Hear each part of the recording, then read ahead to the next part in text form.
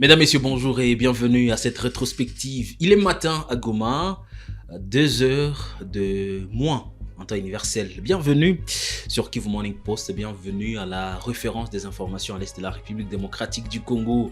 Nous parlons des combats parce qu'il y en a eu cette semaine, quelques affrontements. Également, nous allons faire focus sur Kinshasa. L'opposition appelle à des manifestations, d'ailleurs un sit-in prévu le 12 mais les confessions religieuses parlent autre chose. Il faut soutenir cette révision de la Constitution.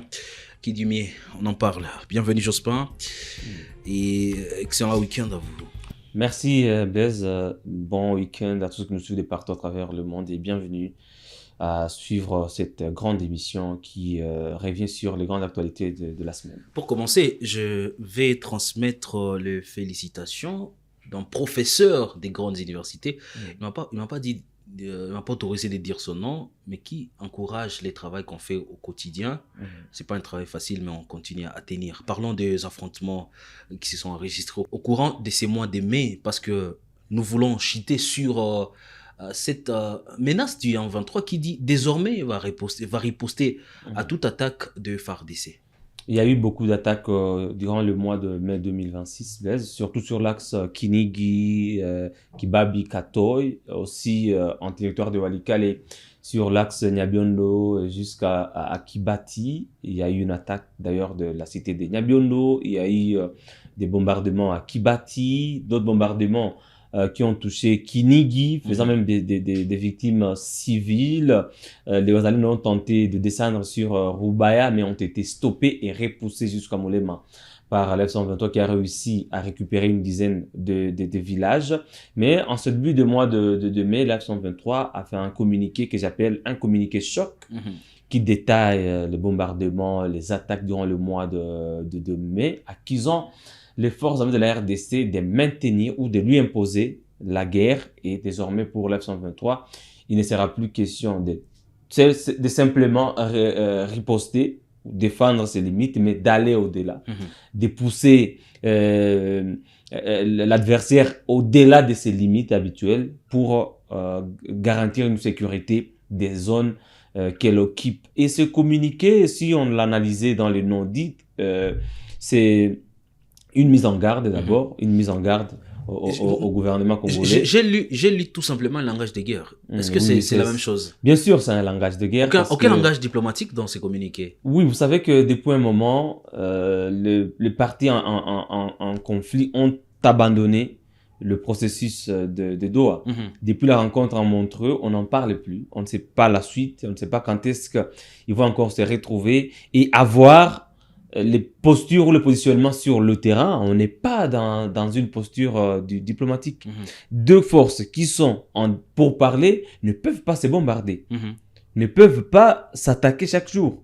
Quand on sait que voilà, il y a deux forces en pourparler, chaque force garde la limite de son contrôle en attendant qu'il y ait peut-être mésentente ou qu'il y ait incompréhension pour que la pression puisse encore être déclenchée. Mais en même temps que on parle à Montreux ou à Doha, même quand c'était le cas à Washington, c'est aujourd'hui on parle, le lendemain il y a violation de cessez-le-feu. Aujourd'hui on discute, on signe des accords, le lendemain il y a bombardement des zones habitées ou des positions de l'F-123. Et il y a décalage entre ce qui est écrit, ce qui est dit et ce qui est fait sur le terrain.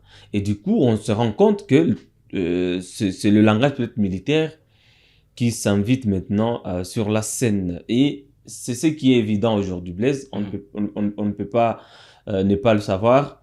Ni Kinshasa, ni l'F-123, on sent que les deux parties sont prêtes à faire la guerre. Et cela s'explique même par les matériels de pointe qui sont acquis par le gouvernement congolais. Il faut voir la dernière attaque de l'aéroport de Kisangani qui visait des drones, parce que c'est à partir de Kisangani que tous les bombardements sont organisés. Les bombardements de Kinigi, de Rubaya, de Rumangabo. Mais est-ce que ce n'est pas au péril de vie des civils? Bon, on est en train d'aller vers une situation de plus en plus extrême, parce que en même temps que on parle de pourparlers de Montreux ou de Doha, de Washington. En même temps, toutes les deux parties se renforcent militairement sur le terrain. Et on se rend compte que la solution, la voie diplomatique est en train d'échouer lamentablement. Et le rapport des forces sur le terrain qui jouait en faveur de l'F-123 a commencé à bouger depuis l'usage des drones des combats. On sent que les forces des Kazakh commencent à s'imposer par des bombardements. Si au sol, c'est l'F-123 qui s'impose à chaque fois qu'il y a de combat, qui repousse la menace loin de son périmètre, on sent que depuis un moment, l'usage des drones commence à bouger ce rapport de force. Et on est en train d'aller maintenant vers un combat des rapports de force. Donc c'est celui qui va s'imposer sur le terrain, qui va imposer à son adversaire le mode des résolutions de conflits.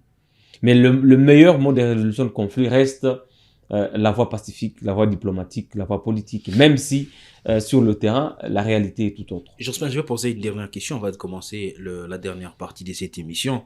La guerre du M23 intéresse plus la communauté nationale, l'international, alors qu'il y a une autre menace à côté de la ville de Goma, c'est l'attaque des ADF qui se passe à Beni, à Ituri, dans l'autre province. Pourquoi cela n'intéresse pas la communauté internationale? On en parle parce que le week-end, on a vécu des scènes terribles, des pygmées qui ont été tués par machette, paix à l'âme de Manguessé. On en parle également au courant de cette semaine. Vous savez, contre l'F-123, le gouvernement congolais combat triplement. D'abord, il y a cette guerre militaire, donc les affrontements sur le terrain. Il y a cette guerre diplomatique avec un marathon diplomatique activé par Tshisekedi depuis qu'il est là. Et sur cette deuxième guerre, il y a la victimisation, il y a les accusations. Le gouvernement montre à la face du monde qu'il est attaqué, il est agressé, qu'il y a urgence, il y a d'ailleurs pourquoi génocide. La menace des ADF n'intéresse pas? Voilà, c'est pourquoi c'est là où je suis en train d'aller. Il y a cette victimisation et accusation. Il y a le Rwanda qui est toujours accusé. Tout ce qui se passe, tous les mots aujourd'hui des Congolais, on le fait porter au Rwanda. C'est pourquoi il y a cette attirance de la communauté internationale. Parce qu'il y a chaque jour des communiqués. Il y a la troisième guerre, c'est la guerre de communication, la guerre de narratif. Le gouvernement congolais a réussi à faire avaler son narratif à la communauté internationale. Et on sent que, voilà, il y a eu beaucoup de condamnations, de condamnation en condamnation, mais ça ne change rien malheureusement sur la situation sur le terrain, parce que ces condamnations n'ont pas un caractère contraignant. Sur le terrain. Que ce soit la condamnation de la France ou des États-Unis, il n'y a pas un seul de ces pouvoirs qui peut venir s'imposer sur le terrain et dire « nous vous demandons de quitter tel territoire » et le lendemain matin, les forces vont plier bagages. C'est-à-dire que c'est peut-être une victoire pour Félix Tshisekedi, le fait que tout le monde raconte son narratif, tout le monde parle comme il voulait qu'on parle de cette situation. Est-ce qu'on a besoin de ça? Mais ça ne change absolument rien sur le terrain parce que bon, ça coûte aussi beaucoup de millions au pays. Tous ces voyages, les partenariats, le bradage des militaires avec certains États africains et du monde, notamment le Burundi. Ces partenariats-là coûtent beaucoup de millions de dollars à la République démocratique du Congo. C'est cet état de choses-là qui fait que la situation avec l'F-123 prend une grande envergure au niveau de la communauté nationale et internationale parce que le gouvernement met beaucoup de moyens dans la communication, dans le narratif. Le gouvernement met beaucoup de moyens dans les coopérations internationales, et également beaucoup de moyens dans la guerre. Mais différemment de la situation à Beni, on peut tuer 150 personnes, on peut brûler des villages, mais le gouvernement va rester silencieux. Mais si on tue une seule personne dans les zones sous contrôle de la F-123, il y aura des communiqués. Le ministre de l'Intérieur va communiquer, le ministre de la Communication, même le ministre de l'Agriculture, Mwindo Nzangi, il va inviter dans un briefing de presse pour aller rejoindre les champs communicationnels, les fonds communicationnels. Julien Palou qui fait des pamphlets chaque jour, des pamphlets en pamphlets, alors qu'il est ministre du Commerce extérieur, des députés, même des musiciens, on voudrait qu'ils en parlent. C'est-à-dire que les journalistes qui sont transformés en propagandistes On ne sait plus différencier un journaliste d'un militant de l'UDPS.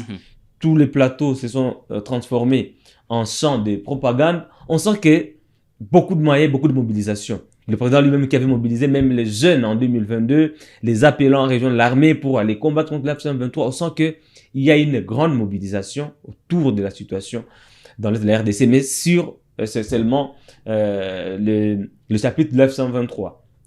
Mais ce qui se passe maintenant en Ituri, à Béni, est horrible.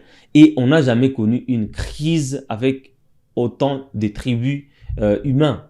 Un génocide contre les Nandés. Bien sûr, moi je ne dirais pas contre les Nandés parce qu'il y a beaucoup de tribus confondues. Mais si jamais on prenait cet angle-là, on peut parler d'un génocide. Parce qu'il y a Béni, on peut dire que 90% de la population, ce sont des Nandés. Bon, mais en Ituri aussi, il y a beaucoup de tribus, beaucoup d'ethnies victimes de ce massacre-là. Mais c'est aberrant, Blaise, de constater que le gouvernement ne met pas beaucoup de moyens, beaucoup d'efforts sur la situation à Béni en Ituri, alors que là, il se passe un bain de sang. Chaque jour, c'est un massacre sans précédent. Aucune crise sécuritaire dans l'est en RDC n'a fait autant de victimes que celle des EDF. En tout cas, aucune autre crise, mais on n'en parle pas avec autant d'envergure, mais on aimerait que le gouvernement mette aussi beaucoup de moyens pour cela, parce que ça fait déjà plus de 10 ans, on est dans la 13e année, et c'est trop. On a déjà compté plus de 20 000 morts. Le paradoxe, depuis 2014 seulement. Le paradoxe dans cette semaine, alors qu'il y a eu des morts, alors qu'il y a eu des combats, alors que l'M23 dit assez par rapport à ces attaques de FARDC. De l'autre côté, les confessions religieuses nous amènent dans un débat où il faut changer la constitution après cette manifestation du 3 juin. Je pense, Blaise, c'est tout ce qu'on venait de dire, comparer la situation sécuritaire dans l'est du pays à... Est-ce que nous sommes dans un même pays? À la situation politique à Kinshasa, on se rend compte que c'est le jour et la nuit. Un pays, si j'ai resté sur le narratif de Kinshasa, un pays en guerre, un pays agressé, comme le dit chaque jour Patrick Mouyaya, ne peut pas mettre autant d'efforts, autant d'énergie dans la révision constitutionnelle pour des buts, selon l'opposition, de maintien du pouvoir. Ça ne sert à rien. Vous savez, le pays a besoin d'un système fort. Le pays a besoin des hommes d'État. Le pays n'a pas besoin des individus qui veulent former un royaume ou je ne sais pas, un empire pour s'éterniser au pouvoir. Vous savez, il n'est pas écrit que c'est Félix Tshisekedi qui mettra fin à la crise qui gagnerait l'est de la RDC. Il peut échouer. Tout comme il peut réussir, je lui souhaite d'ailleurs beaucoup de succès. Mais s'il arrivait que son mandat prenne fin, alors qu'il n'a pas encore réussi, il va laisser la commande à quelqu'un d'autre. Pour ne pas approfondir la crise. La continuité de l'État. Il n'est nulle part écrit, même si les hommes de Dieu commencent aussi à s'inviter à la fête aujourd'hui. Maintenant, on va commencer à assister à des révélations. Je voudrais peut-être qu'un homme de Dieu vienne, un pasteur, vienne nous dire que voilà, Dieu lui a parlé en songe, que c'est quelqu'un qui mettra fin à cette crise. S'il n'a pas réussi à le faire, quelqu'un d'autre le fera. Mais s'il réussit à le faire, il sera couronné. Et tout le monde parlera de lui après son règne, comme on parle de Lumumba, comme on parle de Mzee, ou comme on peut parler de Kabila pour ce qu'il avait fait. Le peuple le jugera par ce qu'il aura fait. S'il échoue, voilà, on dira qu'il n'avait rien fait. S'il réussit, tant mieux. Mais s'il ne réussit pas et qu'il veut faire un coup de force pour chercher un bilan à présenter après son passage à la tête de la RDC, ça sera dommage parce qu'il y a des Congolais qui n'accepteront pas. Ce ne sont pas seulement des opposants. Il y a aussi la société civile, il y a aussi l'Église catholique et d'autres confessions religieuses parce que l'Église du Christ au Congo va donner sa position à ce sujet.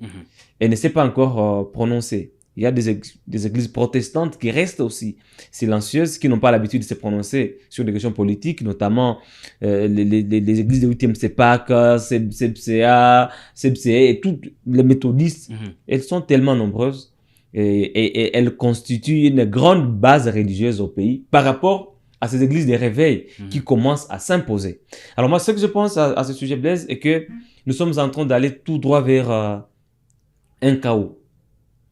Un grand chaos, parce que le temps que Kinshasa sera concentré sur le changement de la Constitution, sur cette communication, cette propagande, cette mobilisation, la F-123 va continuer à consolider ses positions, à repousser la menace, comme elle l'a dit, et à consolider les zones les ADF vont aussi continuer à tuer. Autre chose qui ne va pas plaire peut-être à ceux qui nous suivent depuis Kinshasa, non seulement la F-123 est en train de faire la guerre, mais elle est aussi en train de bâtir des projets de développement d'infrastructures dont vous n'aurez même pas idée. Si nous restons sur Goma, il y a des projets d'infrastructures, des canalisations d'eau, des grands collecteurs au centre-ville, tout comme Andosso, qui est en train d'être achevé. Vous avez eu cette semaine des centres. Il y a des ponts qui sont en train d'être construits. À ça qui rallie ça à Kichanga. À Bukavu, j'ai suivi avant-hier un laboratoire de pointe qui a été mis en place pour détecter des épidémies et tout. Et en même temps que ce mouvement-là fait la guerre, il est aussi engagé dans le projet de développement d'infrastructures et il attire la sympathie de la population qui est sécurisée aussi par le même mouvement. Et à un moment donné, la population va se désolidariser complètement de Kinshasa. Et ça sera tard pour nos compatriotes qui sont à Kinshasa et qui pensent qu'en ce moment, la priorité, c'est le changement de la Constitution. Ça sera très tard parce que le pays sera déjà fracturé. Il est temps, et c'est le bon moment, d'être solidaire avec la population de l'Est. Et le seul geste que nous vous demandons, c'est d'oublier la révision. C'est d'oublier d'abord cette révision. Concentrez-vous sur ce qui se passe à Beni. Demandez des comptes au gouvernement. Demandez à Tshisekedi de sécuriser Beni, de chasser, de neutraliser les ADF.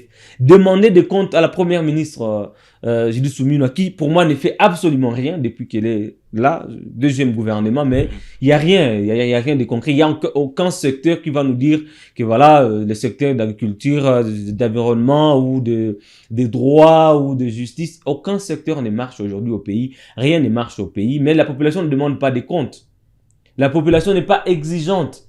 Par contre, la population soutient encore ceux qui dirigent, ceux qui gèrent mal le pays pour qu'ils puissent rester. Et ça ne va pas. Nous qui souffrons de l'insécurité, nous qui souffrons de la fermeture des banques, nous qui souffrons des manques d'infrastructures de base, nous ne pouvons pas être d'accord avec vous qui pensez que tout va bien, il faut augmenter, parce que Félix a une mission et pas un mandat, il doit faire encore 7 ans ou 14 ans, je ne sais pas.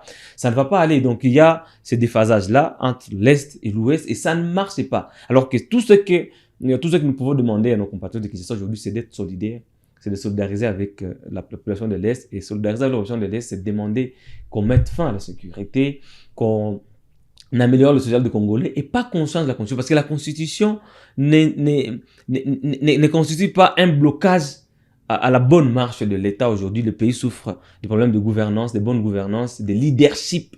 Il y a un déficit. L'exclusion. Il y a un déficit de leadership. Voilà, il y a exclusion parce qu'il y a un déficit de leadership.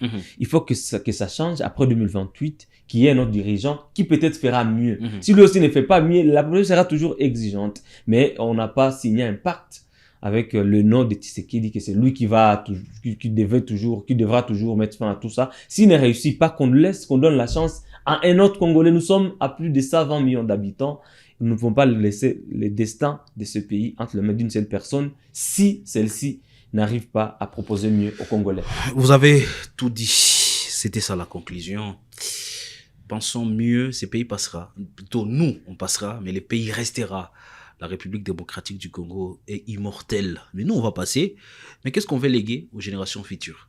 Portez-vous bien.